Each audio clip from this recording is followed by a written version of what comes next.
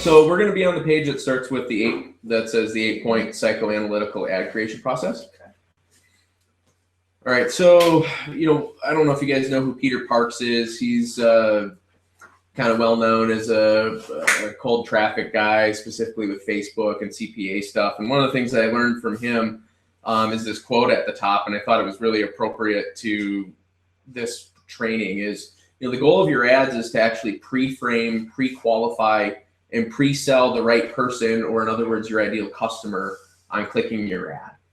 Okay. So if you have that reference point when you're creating an ad, it will really help you in putting your copy together.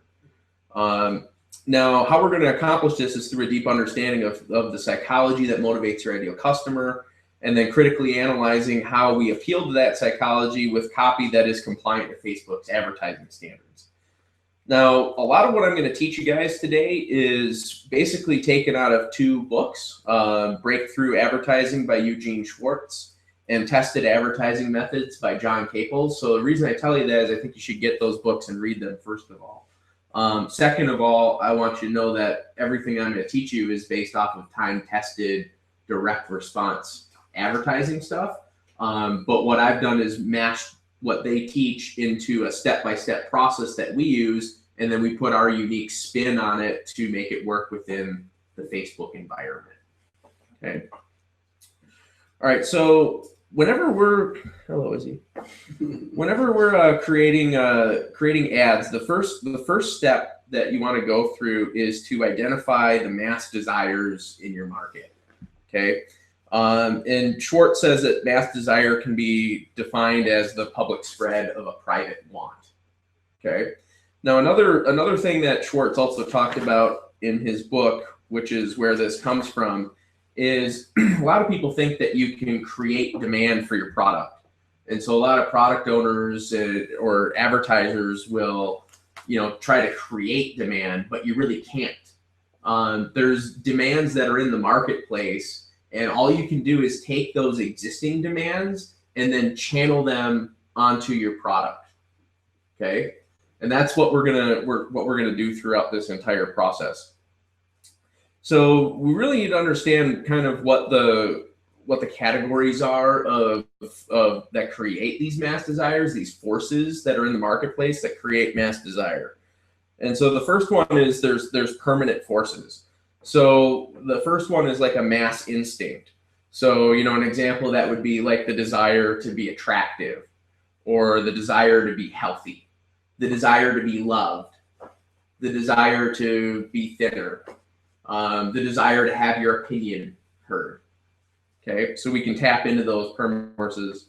And then another would be like a mass technological problem. So an example would be like a slow internet connection. So if people are tired of having slow internet, you can tap into that desire and channel that onto your product if you help people get faster internet. Okay. Then there's also forces of change. So, the beginning, the fulfillment, and the reversal of a trend. So an example would be like style, because, style always is changing, right?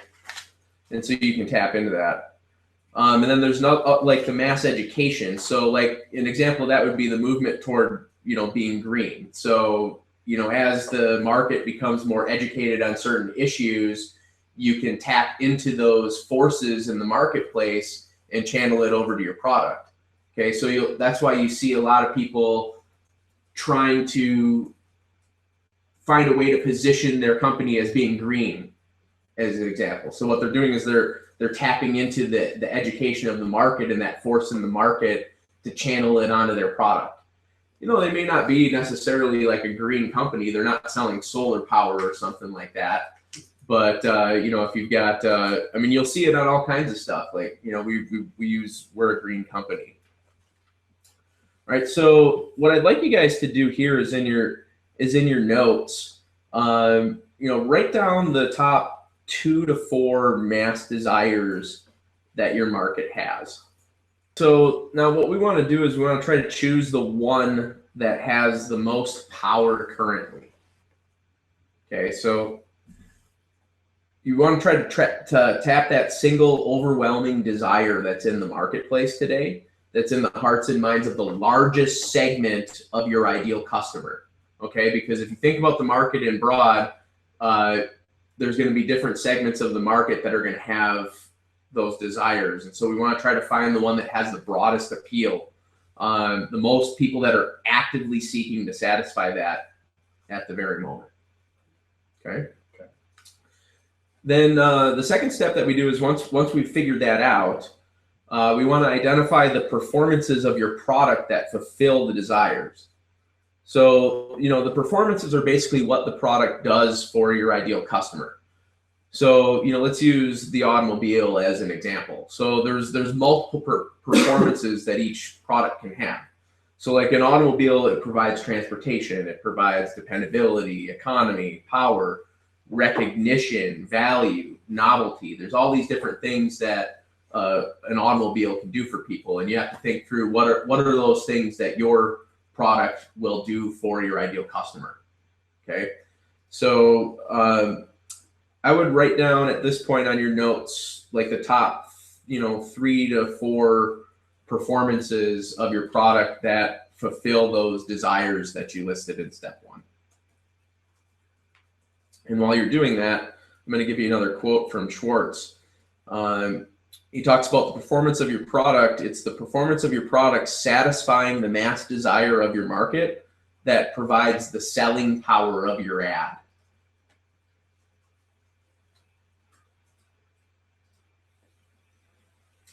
And then after you get those performances down, I want you to pick the one performance that uniquely and powerfully fulfills the one mass desire that you selected in step 1. And then those 2 items together are now going to be the core concept of your ad and your advertising. And it really should be the core concept of your entire marketing funnel. All right, so step 3 is we want to identify the market awareness. All right, so I'm going to actually try to illustrate this concept while I'm talking about it because it's a little bit highbrow, which if you've read Schwartz's book, that's kind of how it reads. So the market awareness is really within each market. There's like 5 different levels that people have. So there's most aware. And what this means is they know your product by name or service by name, and they know the price. Okay, so an example of this would be like Colgate. Everybody knows who Colgate is. Everybody knows how much you pay for a tub of toothpaste.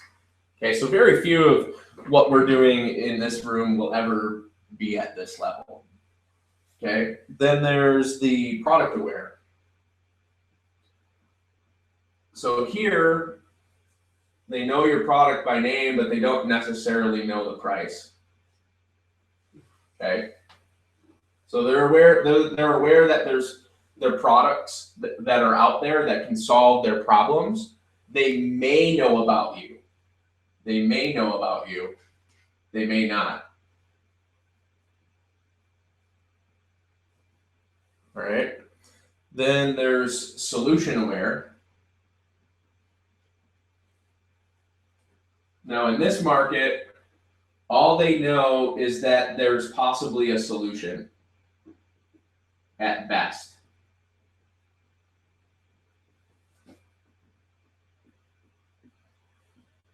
They may not actually believe that there's even a solution to their problem here.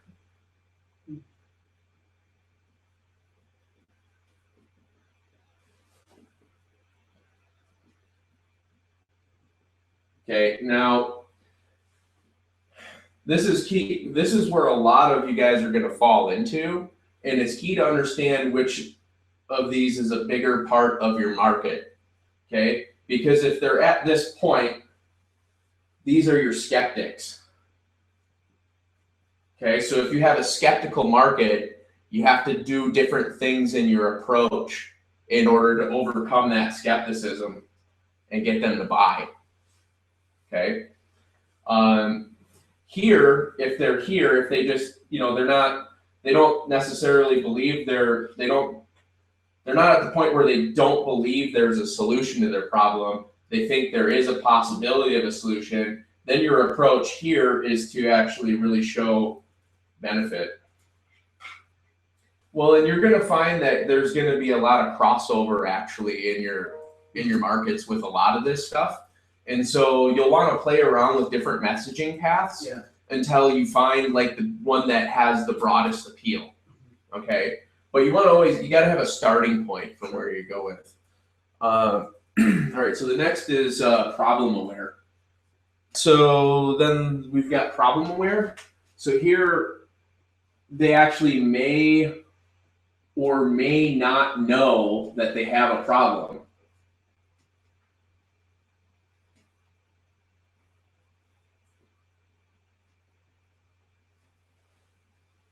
Okay, so you got to understand which part of your market actually is aware of the problem or if they're unaware of the problem. And this is usually when you're, like if you're introducing a new product to the marketplace where you're speaking to something that could be an issue for people. So let me give you an example.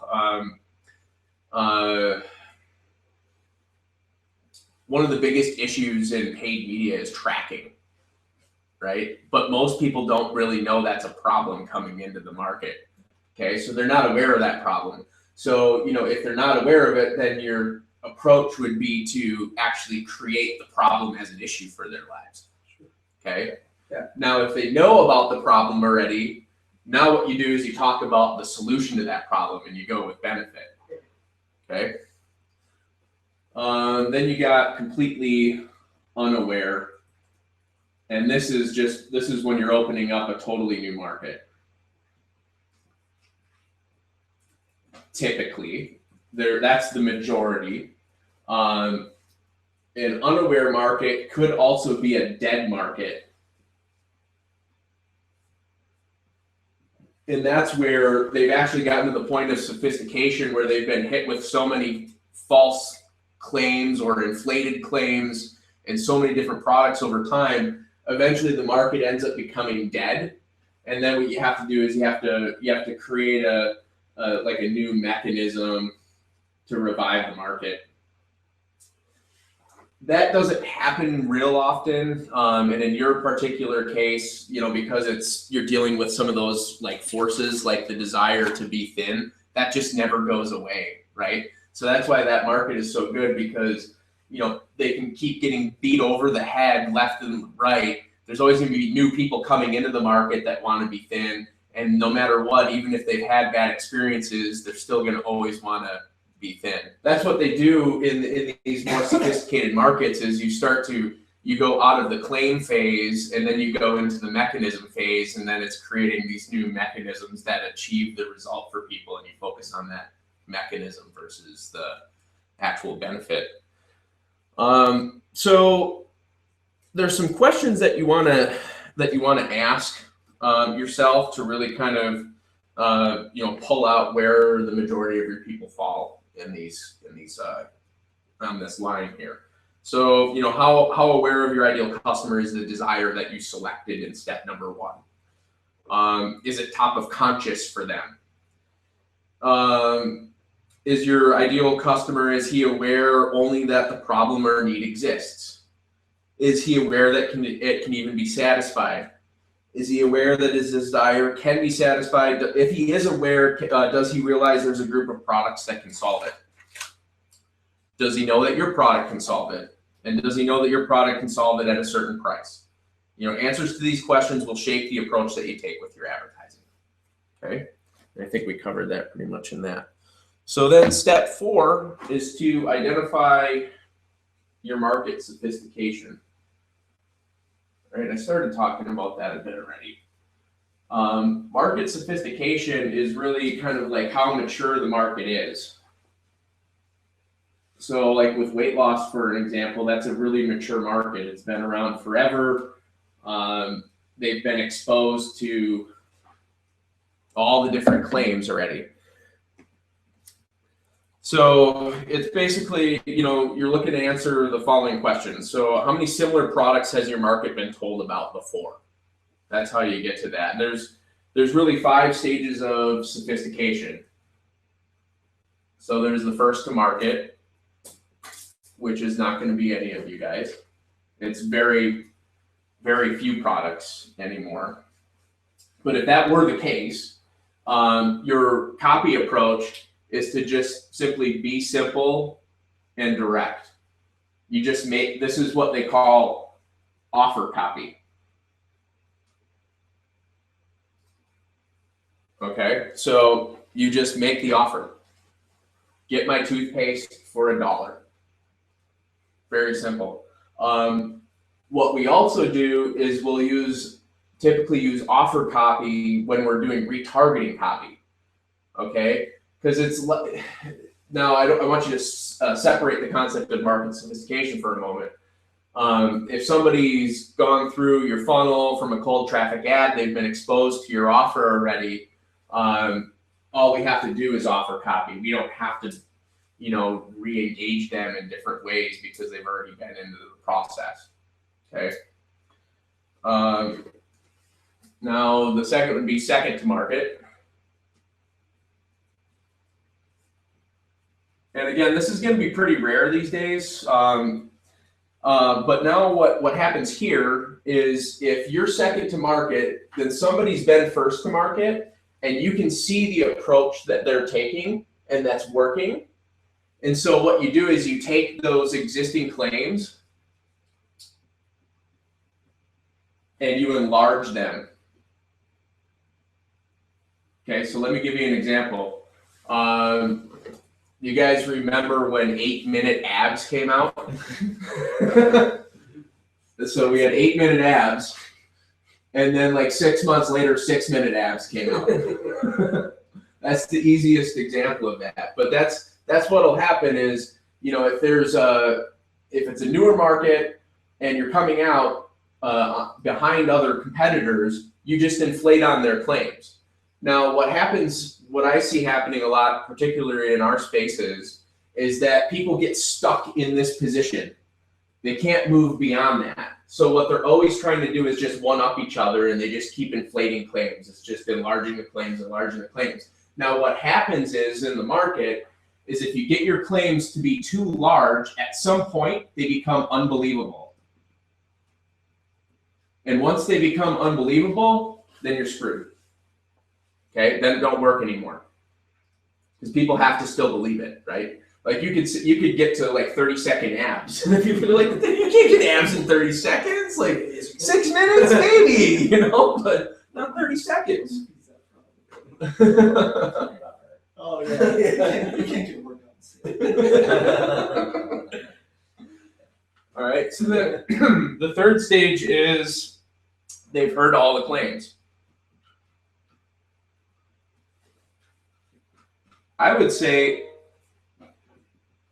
you guys are probably all in that stage right now. Okay, so it's a pretty mature market. All right, but what you do here is, see here we're shifting. What we're doing here is we're focusing on what the product does up here. Okay, so in this offer we're talking about what that product does. So you shift from what it does to how it works.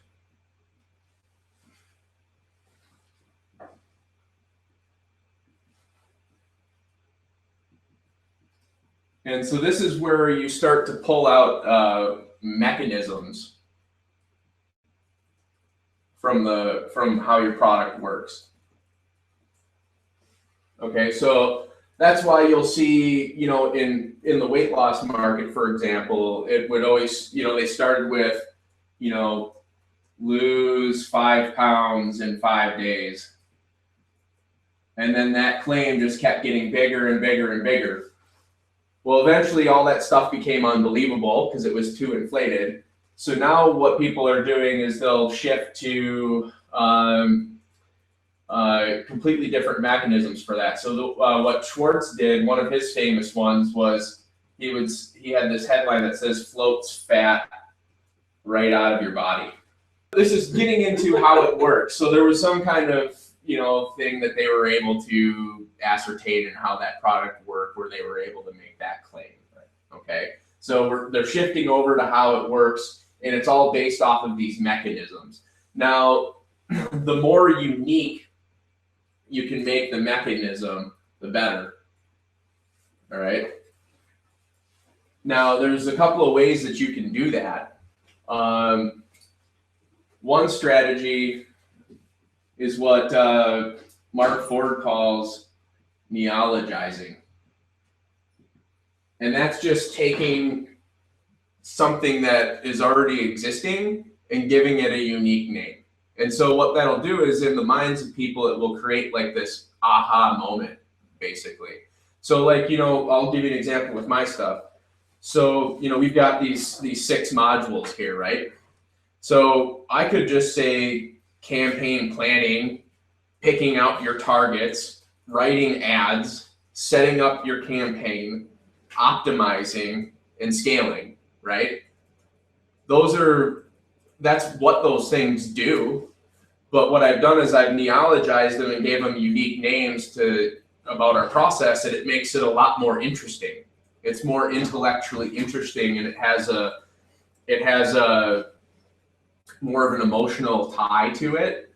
And what it also does is it makes it so that your competitors can't rip you off, right? Because I can trademark all of that stuff. So, and I have. So like, I can't have any of my competitors come in and say, oh yeah, I'm going to teach you the Inception campaign planning system because that's mine. So it actually builds you a higher ground over your competitors as well. All right, so stage 4 is now elaboration and enlargement. So it's even furthering that.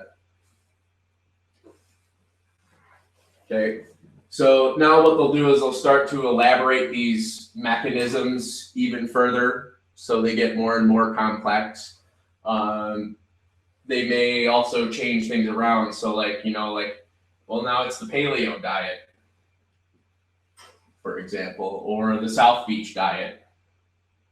So it's just putting a new spin on something that's already old, and then it becomes new again all of a sudden. Like that. And that's something that I really want to emphasize. People always want to know what's new. So if there's a way you can wrap news in everything or make what you're offering seem new, that will get attention and conversion in the marketplace. And then the last is the dead. The big ones are health, wealth, and relationships. Those pretty much are never going to die. And if you want to be successful in them, make something that's new in the marketplace for those things. All right, so the approaches we're going to take in our ads are all based on this market sophistication. So we talked about, if you're first to market, you're going to use offer copy. Okay. Now, if you're second, it's going to be offer copy, but you're enlarging on that offer. So you're making bigger claims of benefit. Now, when you get into these areas, this is where you can kind of go a bunch of different directions. Well, these 2 areas here. All right. If it's a dead market, what you're going to do here is you're going to actually focus on image identification.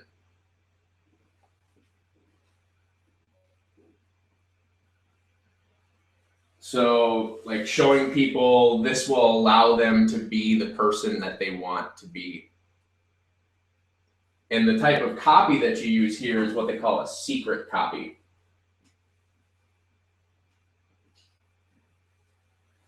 Or you speak it, not necessarily even just being the people that they want to be, but showing them how to be a part of the group that they identify themselves with.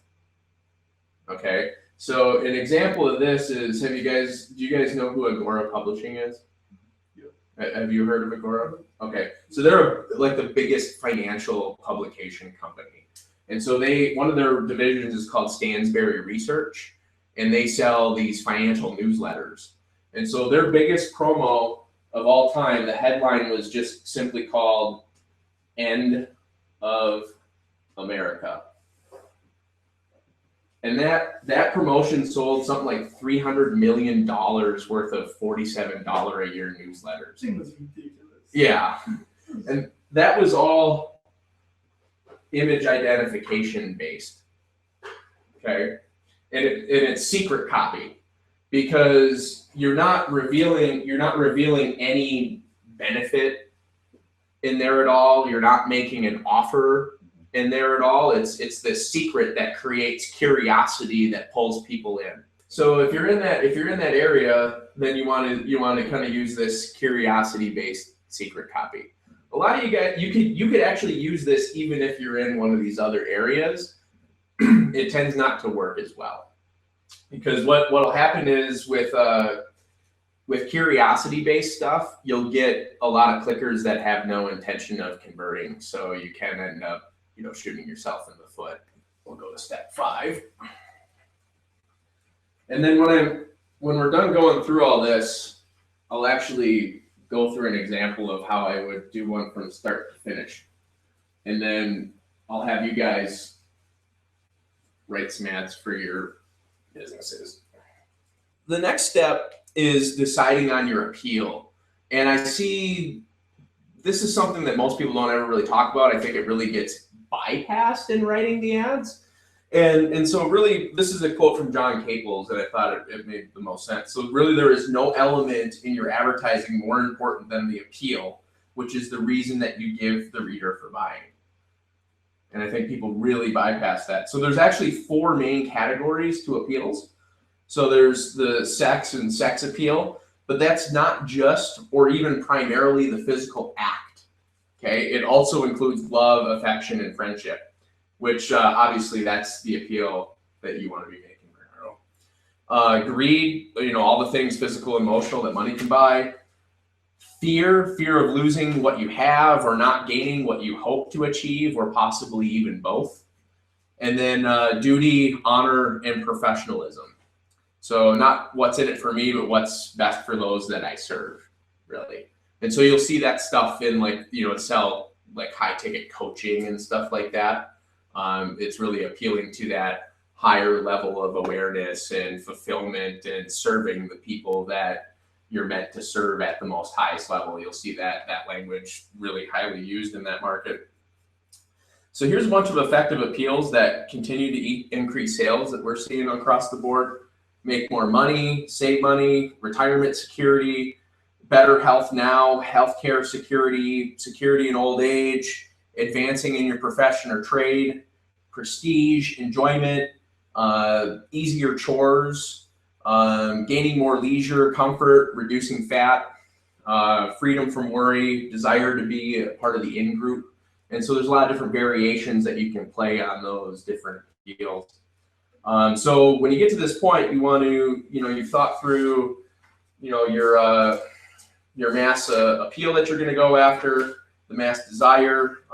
You know what that performance is of your product that you're going to match that mass desire. You thought about the awareness of the market, the sophistication. You've answered all those questions, and then you've decided, okay, well, how am I going to make this appeal to people, right?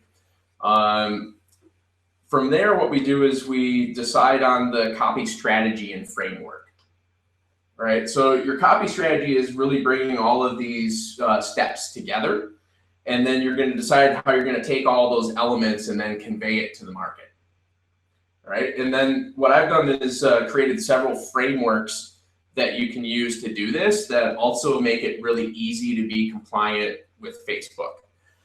So let's talk about some of the Facebook copy don'ts. I think this is an appropriate section to put this in. So it's supposed to be a warm, fuzzy place. Is that the Facebook mantra? Yeah. Nurturing. Not necessarily. It's like, okay. So this study. So all 3 of us would have problems in our probably appeals that would work the best. Yeah, and we can actually frame those differently to get that same appeal in play and have it be compliant. Okay. Okay. But we first have to understand the don'ts, okay? So what they don't want is they don't want you to have in any personally identifying characteristics.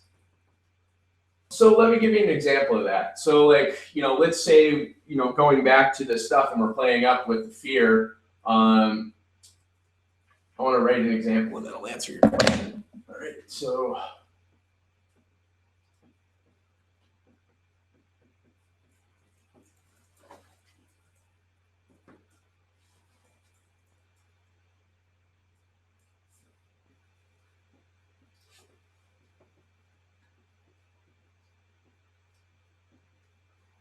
So this is one example. You can say you in the ads, and we actually see that you-based copy tends to work a lot better. So even, do you have back pain? Okay, they consider all this stuff to be personally identifying characteristics, and then extra fat. Okay. Are you single? Okay. Those they would consider to be personally identifying characteristics. So now you might be able to actually submit this ad and have it run for a while, for a month or two. And it's if you tie the you to it, that's what I see being the wild card in it. And here's the other thing you need to understand: the people that are reviewing this stuff are human. Okay, so people are going to interpret it differently. So they may or may not see that as a personally identifying characteristic. So we always try to go the extra mile and think, okay, well, could this possibly be construed as a personally identifying characteristic? And if it can, then I'll usually try to figure out a way to frame what I'm trying to convey in a different way. All right. So there, that's one of the big don'ts. You can't use what they call unrealistic claims.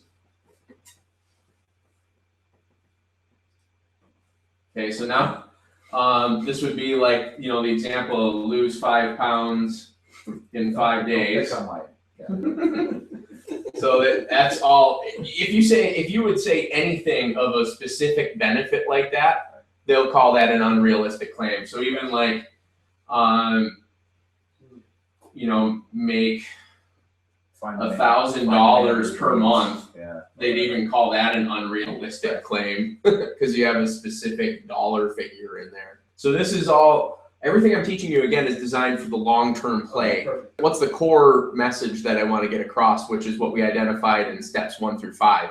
And so now that I've got all those elements in play and I know exactly what that core message is and the appeal that I'm going to make, now what I'm going to do is develop my strategy here and then use a framework to put that strategy in place so that it avoids all of these don'ts. Okay. So unrealistic claims. The other one is now that they're doing is exaggerated claims. So it could be realistic, but if you exaggerate it on it too far, which is what we talked about, what happens in the markets as they start to mature, then that will get your ad shut down. Okay, so I'm trying to stay away from anything that they typically will see as a claim. That's typically seen as a claim. So like, giving a specific statement like that, like to lose 5 pounds in 5 days, that's clearly a claim. But you can actually make claims in ways that they're not a claim.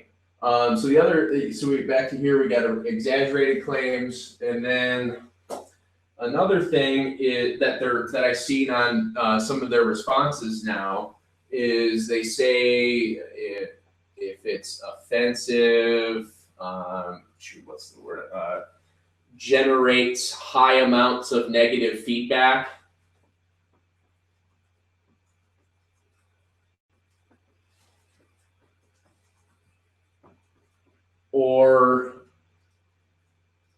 And then the other part is,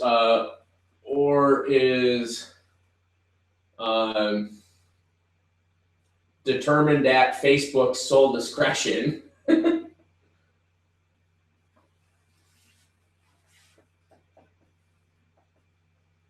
to be against terms of service.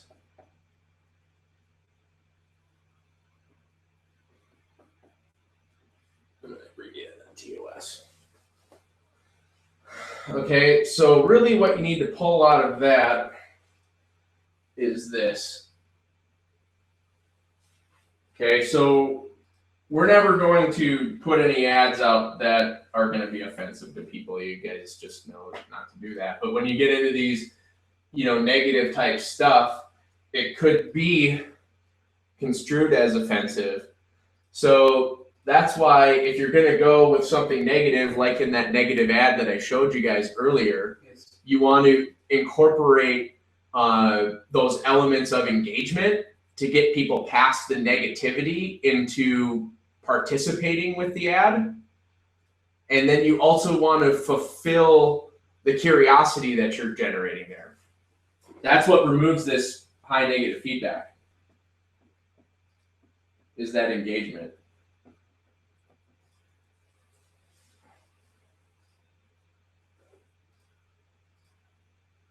Okay, so does that make sense? You guys get all that? All right. Now, let's do this. And I'm going to list the frameworks on the right. And then I'm going to show you how I would redo these within those frameworks to convey the same message but still be compliant. All right, so I'm going to use a color for that. Let's see this one good. All right.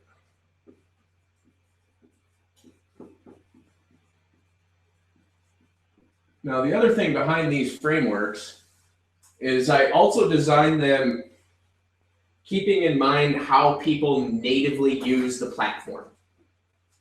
Okay, so if you think about Facebook, people are going there to socialize, they're going to post about themselves, they're going to read about things. If you think about the stuff that gets shared the most, that goes viral, it's all like story-based type stuff, human interest things. So the first framework is a first-person story-based ad.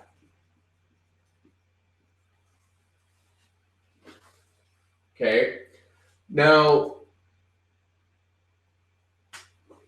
I can convey this message here in the form of a story where I'm talking about myself.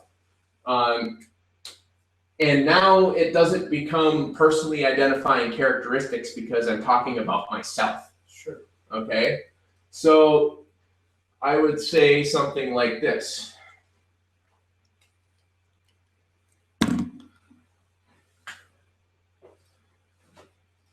I was getting worried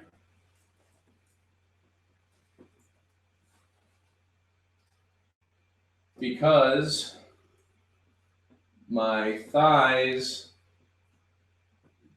didn't allow me to fit into my favorite pair of jeans anymore.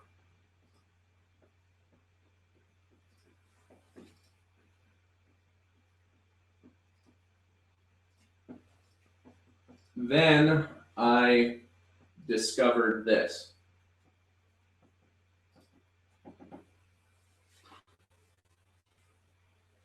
Okay, so do you see how I basically asked that question in the form of a first-person story?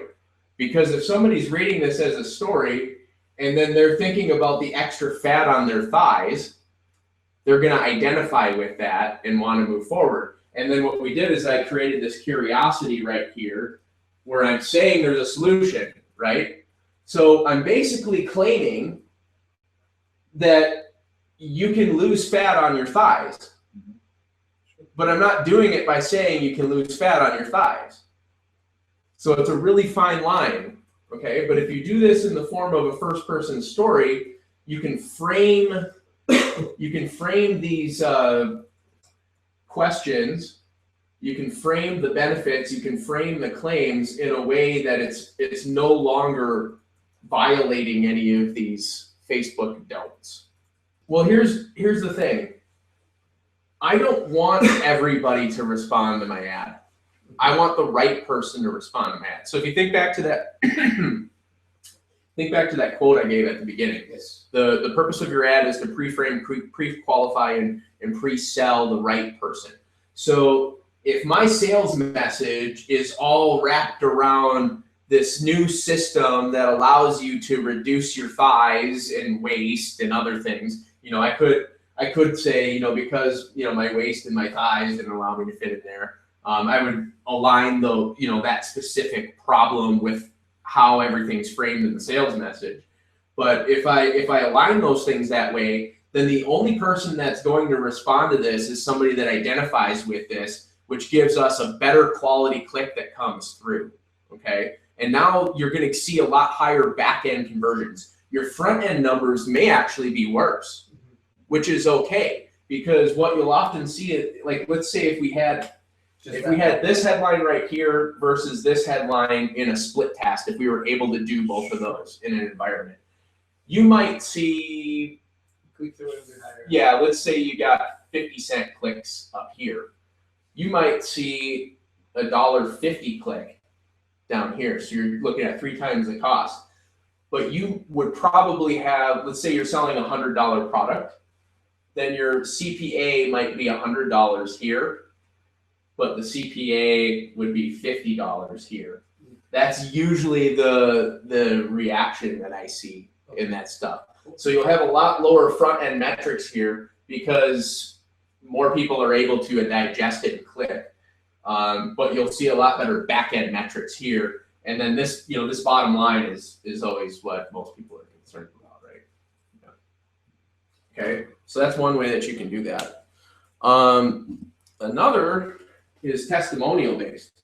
So I like to tell these stories in the form of testimonials, if possible. It's the person speaking right about their pain that they have, right? And so you want to get that person that's in that pain. You want them to identify with that person.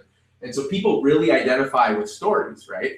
That's how we pass information down from generation to generation to generation. So especially on Facebook, stories will engage people and pull people in. So even though this is longer, you actually may not see different front end metrics. You might see the same front end metrics. And the more you can pull somebody into your story, the image will get their attention, right? And then you want that then to also tie into the copy that you're using. Okay. And we'll talk, we got a whole section about imagery, so I'll go through how we do all that. All right, so you can do the same thing with the testimonial. So, this story could actually be a real testimonial from somebody. If you don't have it, you can just craft it, right? Because you're not saying this is a real person. Yeah. All right, another framework that I use is a question-based ad.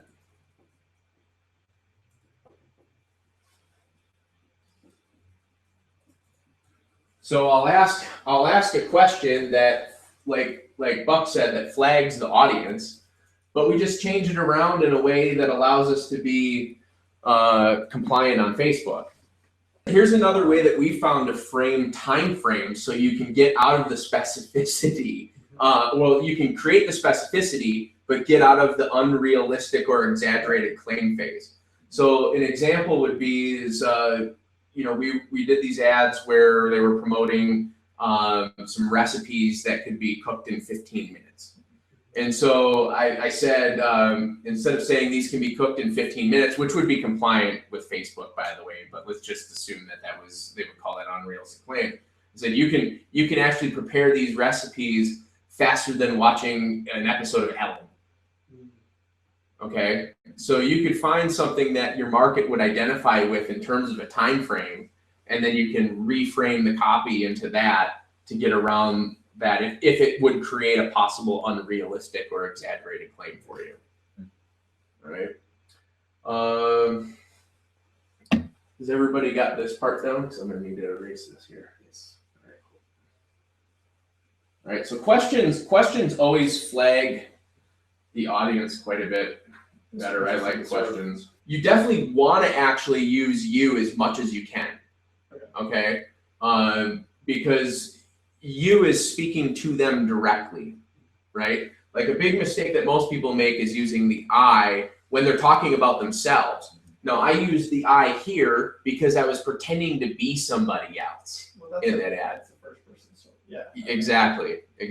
Now, if I was the product owner, I said, we've got this great product that makes everything work good, and we've spent 15 years doing it, and we've been around since 1987. That's the kind of stuff that really doesn't work.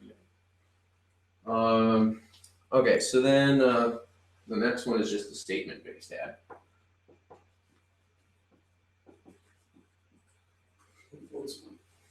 All right. Your system, right? Yeah.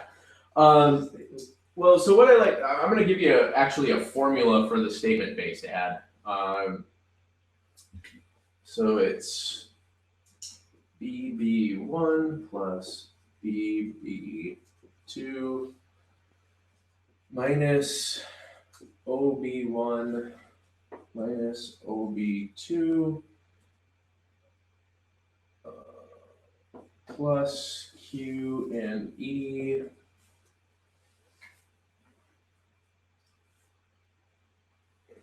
and what's the other one?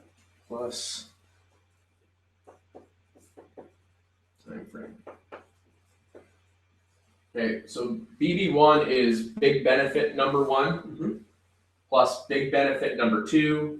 OB is objection number 1. So you're taking away objection number 1, you're taking away objection number 2. Q&E is a quick and easy solution. So you're showing that it's quick and easy. And then your time frame, you're adding a specific time frame in which they can achieve the benefits that you're telling them they can achieve.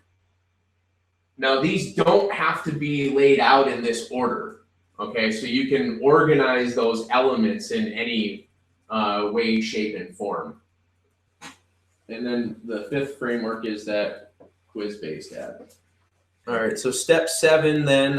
So that's the strategy and the framework piece of it. Does that make sense? Okay, so those are the frameworks, and so what you do here at this point is after you've gone through steps 1 through 5, you really figure out the framework and how are you then going to then take these pieces and then fit it into that framework to then write your ad copy.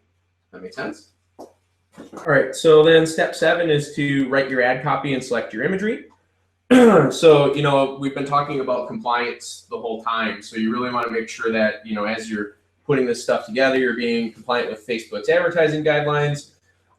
In addition to those don'ts, you want to stay away from what Facebook considers these spam trigger words. And so I listed down a few of them that we know of.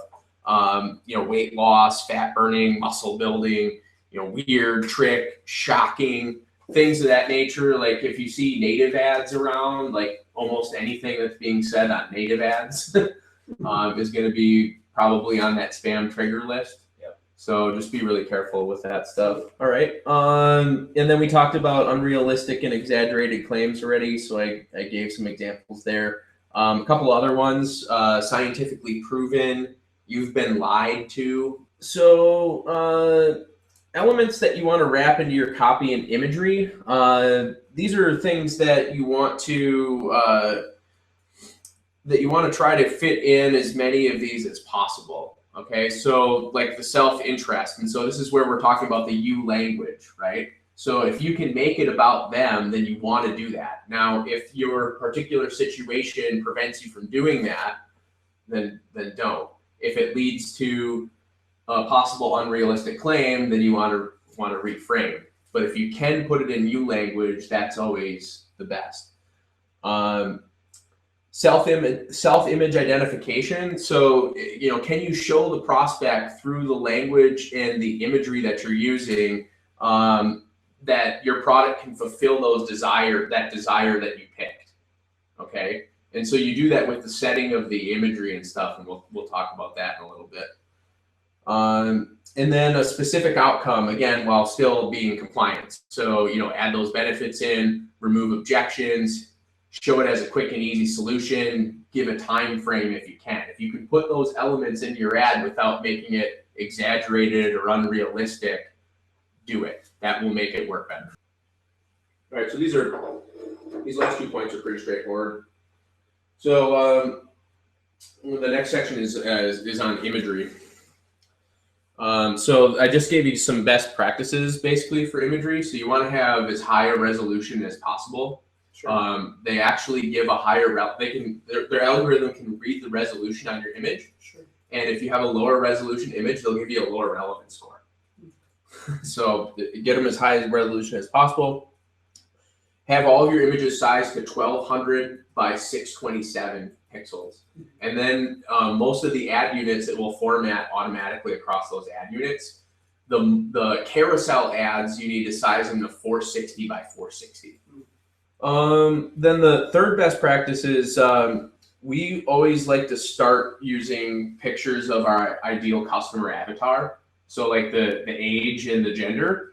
And then try to have them in a setting that's showing your avatar experiencing the benefits of your product or service. Okay. So, and Bernardo, you've been doing that really masterfully in your ads. So yeah, if you can put people like clicking on images of people, and you want to make them see themselves, and you want them to also see themselves getting what they want from you. So that's the whole idea behind that. And that's like our starting point with all of the ads. Now you can do stuff in addition to that. So you can graphically enhance those types of images. You can go completely graphical. Those are all things you'll want to test down the road. I would start with pictures of people in that type of setting, and then then get your message aligned, and then when we go to the optimization phase, we'll talk about how you run these tests. All right, and then so the other starting points is native versus non-native. So a native ad is an image that looks like something somebody would just post on Facebook. Okay, so it has no graphical enhancements to it at all. So it'd be like, the people sitting there laughing, for example, because they're having a good time, if that's the benefit that you're conveying. And the less you can make it look like a stock image, the better it'll actually work. And we always want that image to align with it. It's got to be the same image that's on the landing page, so we create that congruency between the two. So a non-native image is just, adding any graphical enhancements to the image at all. Like some people, it's really important to have the branding in there, so we'll put the branding in there as well if that's part of it. That's why we ask for all your branding guidelines and stuff from you guys. And so we like to test a variety of pictures of people that fit the best practices, number 3. From both starting points, number 1 and number 2. Okay. The faster that you can test those elements, the faster that you can find something within your KPIs that we established, and then you can start scaling. And that's the whole main objective when you launch your initial campaign, which we'll get into this afternoon, is you want to get to your bottom line KPI as fast as possible, and so that you can scale. Then step 8, once you've selected all your imagery, you got your copy written, it's just, I like to ask these questions. And so, does my ad include my ideal customer self-interests, the mass desire in the market that you selected in number 1? Am I promising benefit through the performance of my product that fulfills the mass desire? Can my ideal customer self-identify with the ad copy and imagery? Am I promising a specific outcome? Is my ad emotionally compelling? Is my ad intellectually interesting? Am I making any unrealistic or exaggerated claims? And then from there, you just make any revisions necessary, and then your ad copy's ready. Your ad creative is ready to go.